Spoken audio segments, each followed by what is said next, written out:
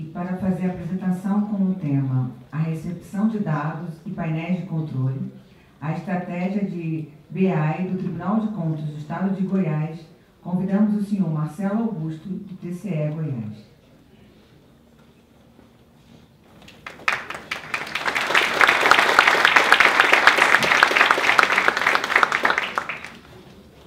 Bom dia a todos. Para nós de Goiás é uma honra falar para um público tão seleto quanto esse aqui, né? São os crânios, aí, os meninos da TI, conhecidos aí nos tribunais, enfim. Queria iniciar cumprimentando o nosso anfitrião, Lúcio, dizer que foi um prazer recebê-los lá em Goiás e para a gente é de fato uma satisfação estar aqui. Eu que sou paraense de nascimento, fui criado em Goiás, mas sou um apaixonado pelo Rio de Janeiro, né? Então, novamente, de fato, é uma grande satisfação estar aqui hoje. E a gente vai falar hoje sobre recepção de dados e painéis de controle, a estratégia de BI do TCE, né? E para a gente começar falando desse assunto, a gente vai falar de BI, né? O famoso BI. Vou ver se eu consigo aqui.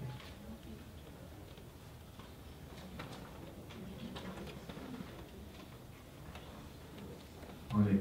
A gente é da TI, mas não consegue passar um slide, né?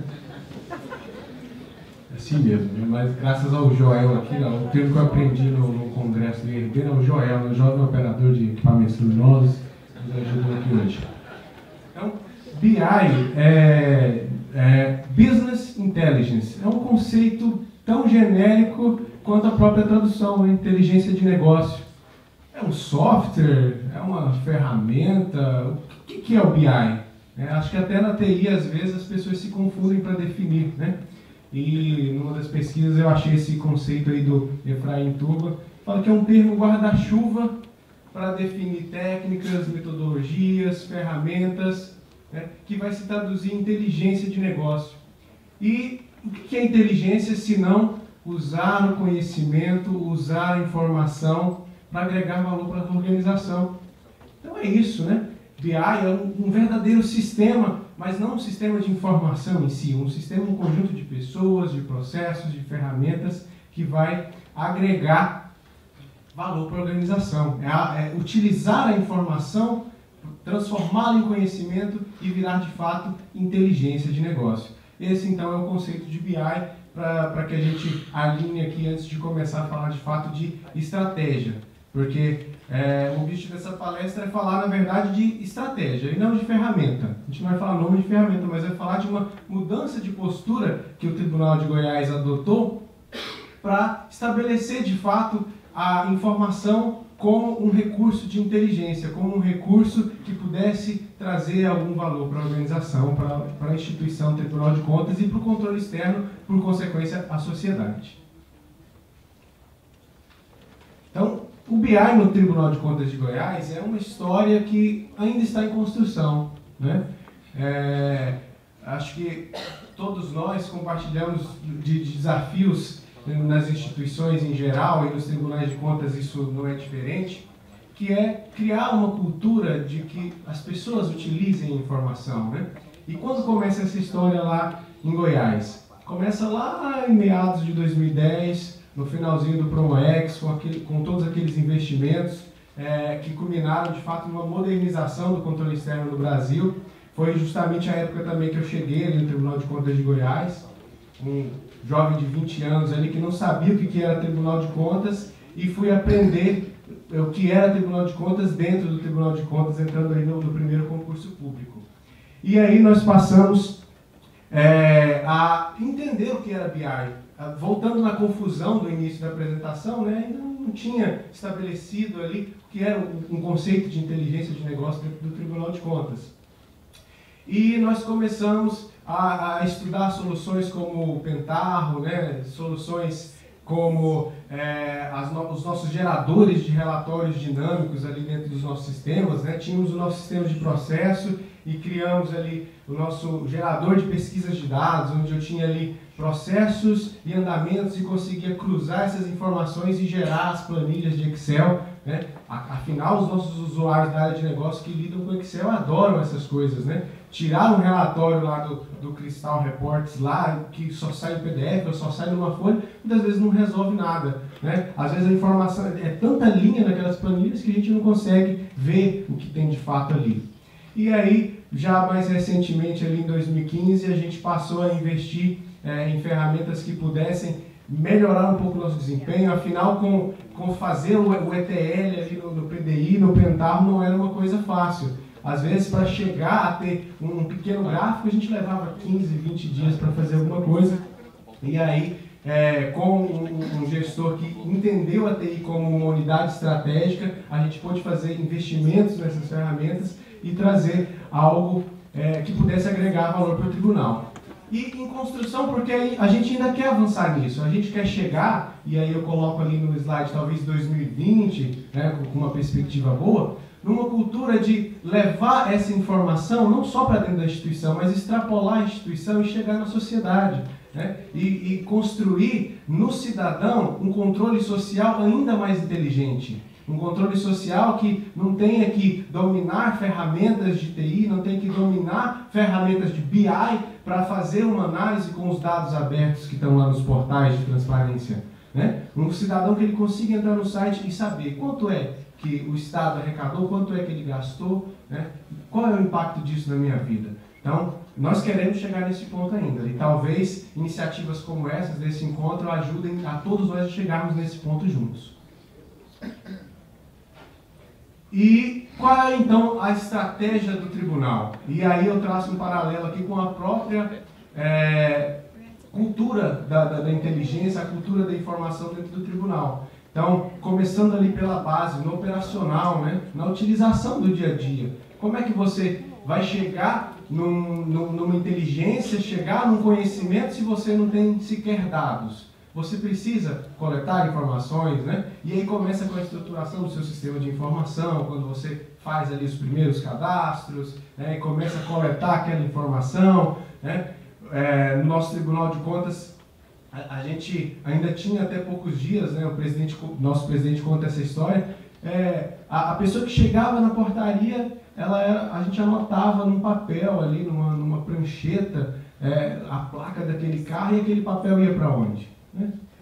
Para lugar nenhum, talvez, né? Para um arquivo, para um descarte, e talvez não servisse para nada, né? Fala pouco tempo, mas já melhoramos isso. Lá hoje você lá já tem um sistema de controle de acesso. Enfim, e avançando na operação, a integração, levar essa informação para quem vai utilizá-la de fato, né? A TI, ela é uma provedora de serviços, né? Não é o McDonald's, mas ela de fato provê serviços para outras unidades. Ela não tem um fim em si, ela é uma unidade que vai fazer com que as outras unidades alcancem a sua missão institucional. O controle externo alcance a melhoria da aplicação dos recursos públicos. E como fazer isso então? Através de dar autonomia para o nosso usuário, através de mostrar para ele a informação e a busca pela inovação. No topo dessa pirâmide da cultura é justamente o inovar, o trazer o novo, despertar o nosso usuário, a nossa área de negócio para as possibilidades que a tecnologia pode dar para ele, que às vezes ele nem sabe que poderia ter. A informática é conhecida como a provedora das soluções para os problemas que a gente nem tinha antes, né? A gente nem sabia que tinha os problemas e a TI traz a solução muitas vezes. É assim que a gente, às vezes, consegue, de fato, inovar.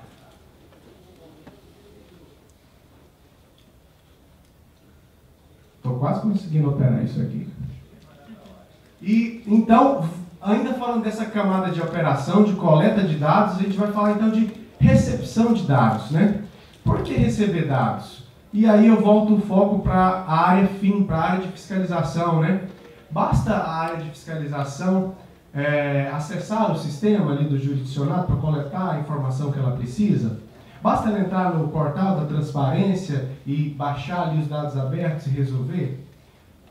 Pode ser que sim, depende do que se quer chegar com esse objetivo, né? Mas a nossa missão constitucional, lá o artigo 71 da Constituição, ele fala da atribuição que o controle externo tem de fazer a fiscalização contábil, orçamentária, financeira, operacional, patrimonial. E como fazer isso se não com informação? E informação que muitas vezes não está contida no sistema do TCE, está contida no sistema lá do jurisdicionado. Está contida lá no sistema de patrimônio dele, no sistema de recursos humanos dele, no sistema da atividade finalística que aquele órgão faz, né? Seja segurança pública, educação, saúde, as informações estão lá. Né? E para a gente construir o BI, como é que a gente faz? Não é o select asterisco from que você conecta lá naquele banco e traz a tabela. Não, geralmente as ferramentas você vai ter todo um processo de extração, transformação, carregamento para trazer respostas para as perguntas que são essenciais. Então, para você fazer um processo de extração, um processo de TL, você precisa tirar de algum lugar e levar para outro, né? Para o seu data warehouse, para o seu armazém de dados ali. O dado do jurisdicionado pode muito bem ser trazido para dentro do Tribunal de Contas exatamente dessa forma, né? Pode-se pensar em formas de trazer a informação, levar para o seu data warehouse e aí você começa então a ter as informações para poder então chegar nas respostas possíveis. E dentro do Tribunal de Contas, do Tribunal de Contas de Goiás, a gente tinha essa necessidade. Então agora vamos fazer então o seguinte, vamos criar sistemas aqui para que o jurisdicionado preencha as suas informações. Né? Em 2015, houve uma mudança na forma como os editais eram enviados para o Tribunal de Contas. Inicialmente, a gente exigia que todos os processos de editais, de licitações, fossem encaminhados para o Tribunal de Contas acima de determinado valor.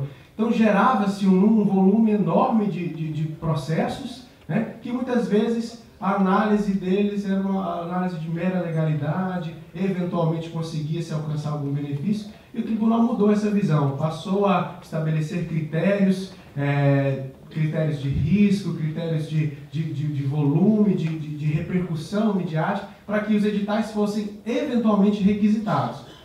Mas, ao mesmo tempo, o tribunal tinha o desafio de continuar recebendo essas informações e aí fazer uma análise em massa dessa.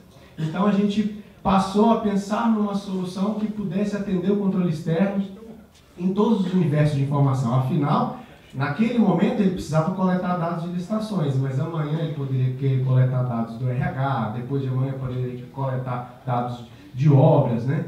E a gente então pensou numa solução que pudesse ser dinâmica, né? Mais ou menos como o Google Forms da vida. Eu vou lá e eu tenho um formulário, crio um formulário.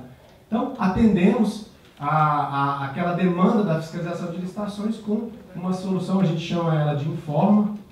Essa solução ela permite que a gente crie qualquer tipo de formulário para criar um canal de comunicação ali com o jurisdicionado. Então, aquela missão, né, fácil de criar um campinho no sistema, com o Informa a gente conseguiu atender, porque toda hora que a área de negócio precisava de criar um campinho, o sistema, por se tratar de uma gestão dinâmica ali desses formulários, poderia então nos dar essa possibilidade. Mas aí, o próprio controle externo começou a ver que aquele negócio de preencher formulário não dava muito certo. Né? O jurisdicionado já tinha que preencher o sistema próprio dele, ainda tinha que preencher o sistema do tribunal, e aí ele começava a esquecer de preencher uma coisa ou outra, não tinha um padrão, e aí passou-se a pensar numa outra solução, uma solução que pudesse integrar os sistemas, né? Talvez criar uma camada de serviços, de web services ali, e receber as informações do sistema do jurisdicionado dentro das nossas bases. Criou-se, então, uma outra solução, a solução que a gente chama de Context, né? A abreviação de controle externo, onde hoje a gente tem consegue criar serviços também de maneira dinâmica, que vão se adaptar de acordo com a realidade do universo de informação que se pretende coletar e fazer isso direto do sistema do jurisdicionado. Então, ao invés dele preencher o formulário, ele preenche no sistema dele, o sistema dele alimenta a nossa base de dados. Então, continuando ainda nessa camada de coleta de informação. E aí surgiu outro desafio para a TI. Beleza, o formulário é dinâmico. E o ETL? O ETL é dinâmico também? Ele vai andar igualzinho? Na hora que eu criar um campinho naquele sistema, o meu processo de extração ali vai continuar o mesmo? Não, o processo de ETL é caro. Né? É complexo fazer, às vezes, a transformação que você precisa para uniformizar aquela informação. Né? Então, nós criamos a solução de integração, o nosso integrador, que, baseado nessa mesma estrutura dinâmica, consegue dinamizar esse processo de extração.